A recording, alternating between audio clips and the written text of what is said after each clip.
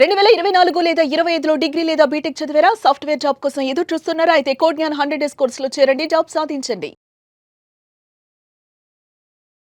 Welcome to Suman TV. నేను మీ Suman TV. నాకు అనల్మెంట్ మ్యారేజ్, దీనికి అసలు పూర్తి అర్థం ఏంటి? అండ్ ఒకవేళ చట్టపరంగా కనుక మనం చూసుకుంటే ఇందులో జనరల్ రూల్స్ అసలు ఏముంటాయన్నది ఈరోజు మనతో పాటు ప్రముఖ అడ్వకేట్ శశికాంత్ గారు ఉన్నారు. అది వారి మాట్లాడాలో తెలుసుకుందాం. Hello sir. నమస్తే. అనల్మెంట్ మ్యారేజ్ అని అంటే దీని పూర్తి అర్థ వివరణ అసలు ఏంటి? చట్టాలు అసలు అటువంటి వాటికి ఏం చెప్తున్నాయి? మీరు తీసిన టాపిక్ చాలామందికి తెలియక అనల్మెంట్ అంటే ఒకటి ఉంటుంది చట్టంలో, ఆ ప్రొవిజన్ ఉంటుంది అని కూడా తెలియక నార్మల్గా డైవర్స్కి వెళ్ళిపోతున్నారు అందరూ. సో ఇది అద్భుతమైన topic.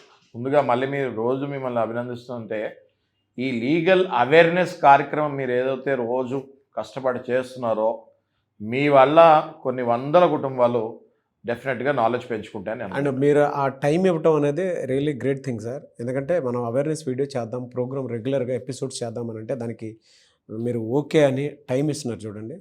Thank you so much. అంటే నాగరాజు గారు, ఇది ఏ సిలబస్లో లేదండి, స్కూల్లో లేదు, కాలేజ్లో లేదు, ఎక్కడ లేదు. అండ్ వన్ మోర్ థింగ్, నేను మీకు స్పెషల్ థ్యాంక్స్ చెప్పాలి.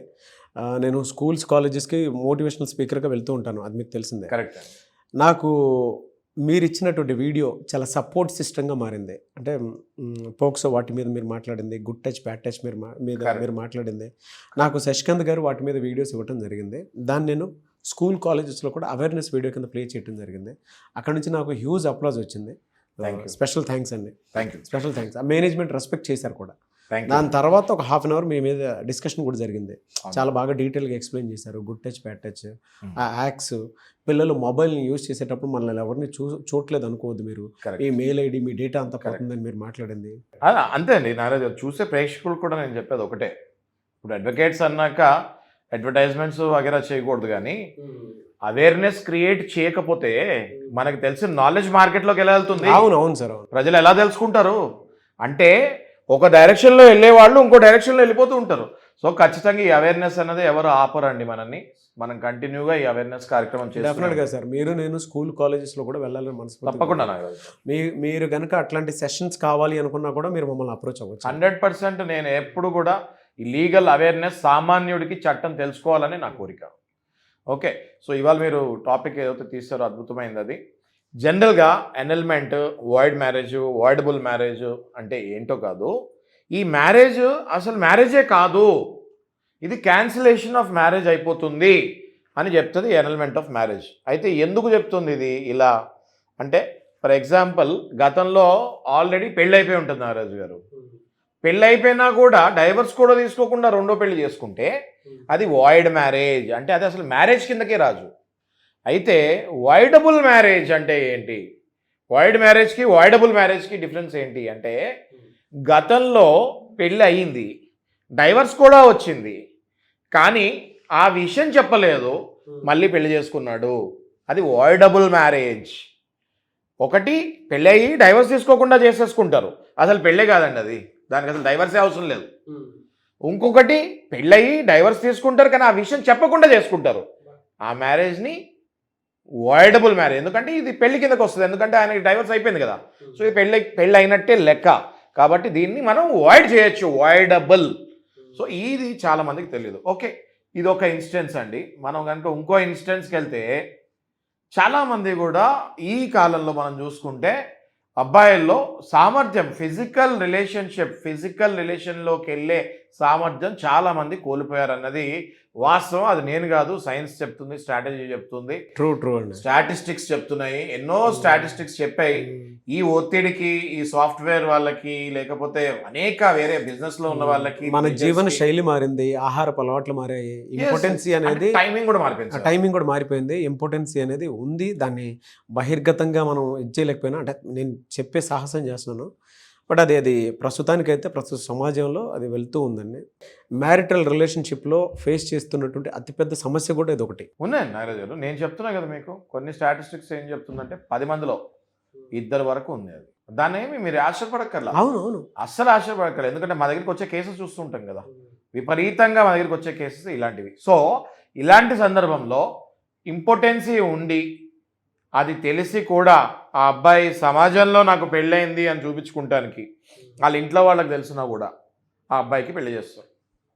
అలాంటప్పుడు అది కూడా యానల్మెంట్కి వెళ్ళొచ్చు, అది కూడా క్యాన్సిలేషన్కి వెళ్ళొచ్చు. ఆ మ్యారేజ్ని కూడా ఇది మ్యారేజ్ కాదు అని మ్యారేజ్ని వాయిడబుల్ చేయొచ్చు, అనల్మెంట్ చేయొచ్చు. ఈ విషయం కూడా చాలామందికి తెలియదు. మీ ద్వారా నేను చాలామందికి చెప్తున్నాను.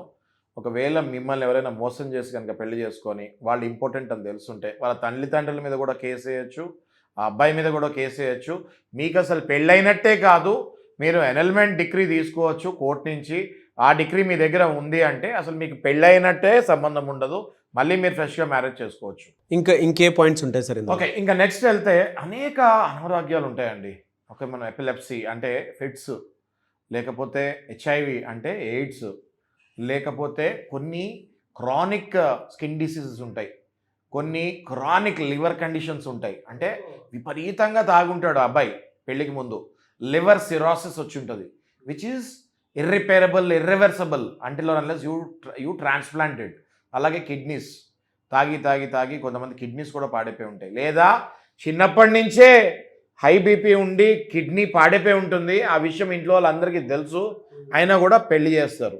అయితే ఇందులో ఏంటి అంటే చెప్పి కనుక పెళ్లి చేస్తే అది తప్పు కాదు, కానీ ఏవైతే డిసీజెస్ ఉన్నాయో నేను చెప్పినవన్నీ ఇవన్నీ దాచిపెట్టి కనుక ఆ అమ్మాయికి కనుక పెళ్లి చేస్తే అది ఖచ్చితంగా పాపం, మోసం. 100% దాన్ని కూడా మనం అనల్మెంట్ చేయొచ్చు. ఇది కూడా చాలామంది తెలుసుకోవాలి. నెక్స్ట్ కనుక మనం చూసుకుంటే నాగరాజు గారు, wrong identity, wrong education, wrong financial situation, wrong job, ఇవన్నీ చెప్పి పెళ్లి చేసుకుంటే అది కూడా 100% ఫ్రాడ్ చేసినట్టే. అది అనల్మెంట్ అండర్ ఫ్రాడ్ వెళ్తుంది. అట్లా ఎట్లా అంటే అది ఆయనకి అసలు ఎడ్యుకేషనే లేదు, 10th ఫెయిల్ అయి ఉంటాడు, ఏదో డూప్లికేట్ సర్టిఫికేట్లు పెట్టి ఏ సాఫ్ట్వేర్లోనే జాబ్ సంపాదించుకొని ఉంటాడు. ఆ జాబ్ తర్వాత ఏ హెచ్ఆర్ చెక్ చేసినప్పుడు ఆ సర్టిఫికేట్స్ ఆ జాబ్ తర్వాత పోతుంది, ఇంట్లో కూర్చుంటాడు. భార్యకి తెలుస్తుంది ఏమని, అసలు వీడికి చదివే లేదు, వీడు దొంగ సర్టిఫికేట్లు పెట్టి జాబ్ సంపాదించాడు, పెళ్ళవగానే జాబ్ పోయింది.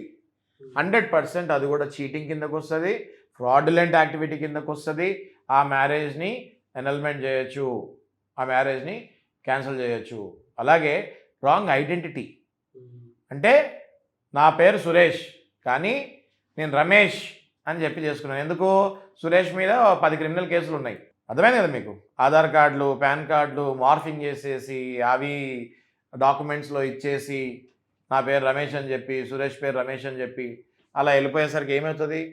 ఆ తర్వాత క్రిమినల్ కేసులు ఎన్ని ఉన్నాయి, నాకు రాంగ్ ఐడెంటిటీ ఇచ్చారు, మాకు ఎంక్వైరీలు కూడా తెలియలేదు. ఇవాళ మ్యారేజెస్ ఎంక్వైరీ చాలా గట్టిగా చేసుకోవాలి కూడా, చేసుకున్నప్పుడు కూడా మాకు తెలియలేదు, ఈయన రాంగ్ ఐడెంటిటీ ఇచ్చారు అన్నప్పుడు ఖచ్చితంగా అది కూడా ఫ్రాడులెంట్ కిందకు వస్తుంది. ఆ మ్యారేజ్ని కూడా క్యాన్సిల్ చేయొచ్చు. రాంగ్ ఫైనాన్షియల్ స్టేటస్, ఆ బిల్డింగ్ నాదే, ఈ బిల్డింగ్ నాదే, ఈ 10 ఎకరాల్లో మా తాతగారివే, ఈ 20 ఎకరాలు మా నాన్నగారివే, ఈ 5 ఎకరాలు నేను మొన్నే కొన్నా, ఈ బెంజ్ గారు నాదే, ఆ బండి నాదే. ఇవన్నీ ఏంటి? Wrong financial status. ఇవన్నీ చూపించి అమ్మాయిని, ఆ అమ్మాయి ఫ్యామిలీని మోసం చేసి పెళ్లి చేసుకునే కిరాతకులు చాలామంది ఉన్నారు ఇవాళ, రైట్? అది కూడా రాంగ్ ఫైనాన్షియల్ స్టేటస్ కిందకి వెళ్ళింది కాబట్టి ఫ్రాడులెంట్ యాక్టివిటీ కిందకి వస్తుంది. ఆ మ్యారేజ్ని కూడా రద్దు చేయొచ్చు. It can be also ఎనల్డ్.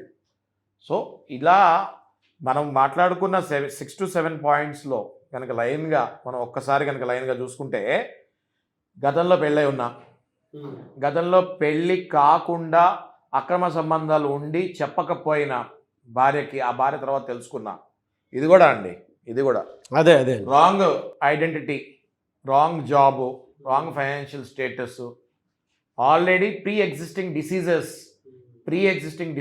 HIV, epilepsy, fits అని వ్యాధులు, అంటే అంటు వ్యాధులు, అంటే క్రానిక్ స్కిన్ డిసీజెస్ అనొచ్చు, chronic STDs, sexual transmit diseases, స్ప్రెడియస్ డిసీజెస్ అనొచ్చు. ఇట్లాంటివి ఏమున్నా కూడా ఇదే కాకుండా wrong education, wrong job, wrong identity, ఇవన్నీ కూడా ఫ్రాడ్ కిందకి, ఇవన్నీ కూడా ఫ్రాడ్ కిందకి వస్తాయి 100%. ఇంకోటి మోస్ట్ ఇంపార్టెంట్ ఏంటి? ఇంపార్టెంట్ అంటే అసలు మగవాడికి ఉండాల్సిన సామర్థ్యతే లేకపోతే ఆయన్ని ఇంపార్టెంట్ అంటాము. అది గనక మీరు చెప్పకుండా పెళ్లి చేసుకుంటే 100% ఖచ్చితంగా మ్యారేజ్ని రద్దు చేయొచ్చు, అన్నల్మెంట్ చేయొచ్చు. మీరు పెళ్ళైనట్టు కాదు, మానసికంగా కుంగిపోకండి, మీరు పెళ్ళైనట్టు కాదు. అది నేను చెప్పేది నాగరాజ్ గారు. ఇప్పుడు శశికాంత్ గారు చెప్పినటువంటి రీజన్స్ ఏవైతే ఉన్నాయో ఆ రీజన్స్ తోటి కనుక మిమ్మల్ని ఎవరన్నా పెళ్లి చేసుకుంటే అది పెళ్ళైనట్టు కాదు, ఇవన్నీ మీరు ప్రూవ్ చేయగలిగితే అది మీకు పెళ్ళైనట్టు కాదు అనేటువంటి విషయాన్ని చట్టమే చెప్తుందని చాలా క్లియర్గా చెప్పడం జరుగుతుంది. సో అది అలాంటి సమస్యలు ఉన్నప్పుడు మాత్రం జనరల్గా అంటే ఒక్కొక్క రైట్ అడ్వకేట్ని మీరే సంప్రదించుకోండి. ఎనీవేస్ థ్యాంక్ యూ అండి, thank you so much for your guidance. Thank you.